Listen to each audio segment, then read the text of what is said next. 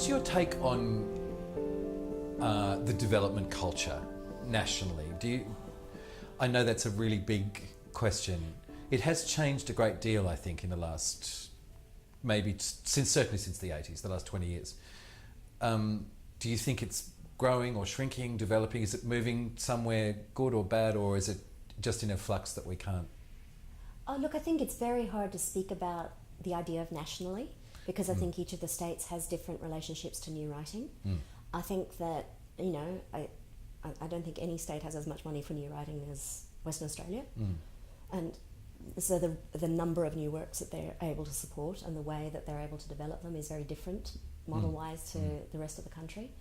I think it's a fascinating conversation for me to try and pull together Darwin and Perth and Adelaide and Hobart and Melbourne and Brisbane and Sydney and call that a nation story-wise. I don't think we've managed to achieve that yet. I don't know if we've actually made a story that is a really national story, and I don't know that we're necessarily interested in that. Yeah.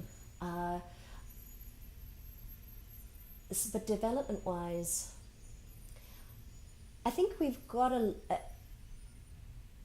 I think we are starting to realise that actually there is no such thing as a development model, that you actually need to speak to the writer and see what the writer needs. And there are a number of people now who are speaking to that conversation and looking at the resources they have and going, okay, well, this writer only really needs 4 hours in a room with a group of writers, and then we talk dramaturgically. And I think that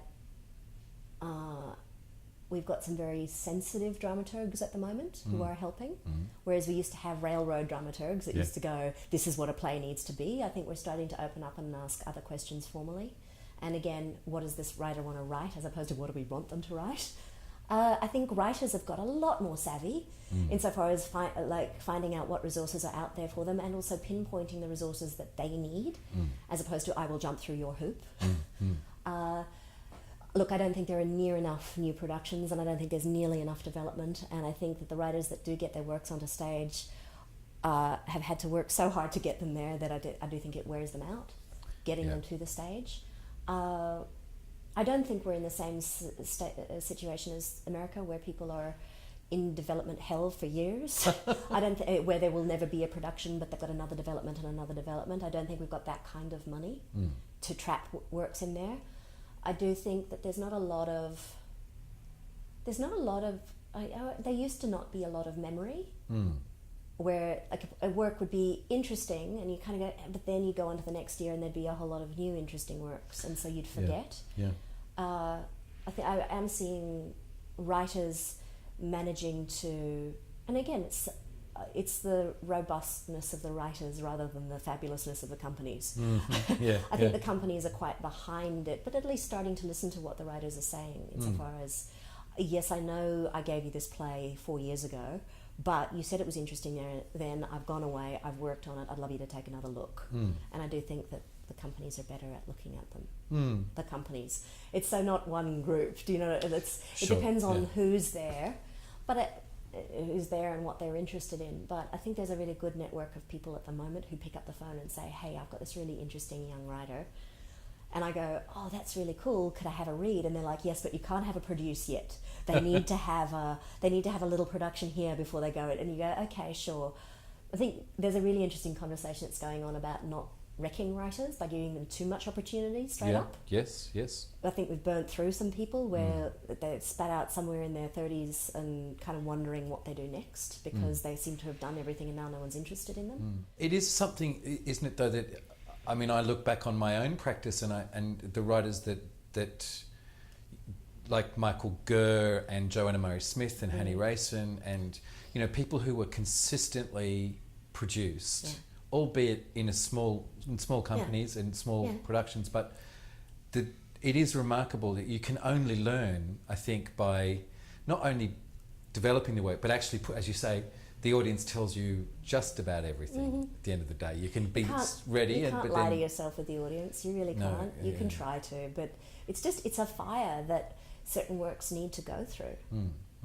Actually, and I think every writer would love every work that they write to go through the fire of audience, but we can't afford that. No, exactly. No, it's true, and I do think it's it's an interesting thing. I get a lot of writers where they've had a production and then they assume that means from there on in their works will be produced. And I think that's a really heartbreaking thing that happens, where they kind of realise, oh no, you start all over again with a new work, and there is no, I think that's a different thing that we're managing to maybe, I don't know, I haven't been in America for years now, but that feeling that you build up to a certain level of work there. There is there are steps where there are no steps in Australia. Yeah. You're either there and making work, or suddenly no one's interested and you're like, I'm never going to get a play up again. Yeah. You know, I have my first work, great, and then no one wants to do another one for years because, you were new then. Like we're getting past that thing of the new, I think. I'd like to think. I'd like to think, because, look, it's a marketing thing. There's always the exciting thing about the new voice. Yeah. New is such a great word. Yeah. But I do find what's been extraordinary the last 3 years here is doing the revivals. The conversations between those plays, not necessarily the writers, because, the writers they're coming and sitting in the audience and going, oh, right, it still works. Yeah. Gordon Graham sitting there with the boys going, wow, okay, it still works, it's still scary. So he's not necessarily talking to the writers, but his play is talking to young writers. Yeah. And watching that happen and really starting to create a sense of a lifetime spent in the theatre rather than my next project. Yeah, yeah. Like watching John Rummerall get up with a Lifetime Achievement Award. And, John, in his amazing way, talked not about his own work, but about Kamara Bell Wykes' work. And that made you see that actually it's about being part of a community of people who write. And that's quite extraordinary. I'm loving that thing that's starting to happen with younger writers, where they're reading the older writers of Australia going, God, these guys really knew what they were doing. And you go, that happens a lot with Floating World. We had a lot of young writers coming in who were deeply confronted by the ambition of John's structure. And that he was doing something far more radical than what they're doing with their writing. And they like to feel like they're breaking new ground, and you go, dudes, look at what John's been writing and how much he's been experimenting and the confidence of his voice. And what was really fascinating is that a couple of them said to me, I read this play and I thought it sucked. And I'm like, yeah, because he was writing for a group of actors who got it up on its feet very quickly. And so actually you've got to get it up on its feet to see that it actually deeply works. It's been a fascinating conversation too amongst people, all the different literary managers and people where plays come across their desks. A really quiet conversation going, I don't know if I'd be good enough to let that final monologue stay there. If that play came across my desk now, I don't know if I'd be good enough to spot that that's the reason for the play. Yeah. Yeah. That I wouldn't say to the writer, maybe you want to trim 10 minutes off that. Yeah, yeah. Not, and I thought that's been really interesting. And that's the play talking to a new generation of people reading plays going, I don't think I'd be good enough to leave it as it is, and I would be so wrong. And so it brings up questions about how we talk to writers and which writers know where they're going with something, and sometimes which ones don't. And that's both are completely fine. But you've got to spot the difference. You've got to spot the difference, yeah. And how do you do it gently?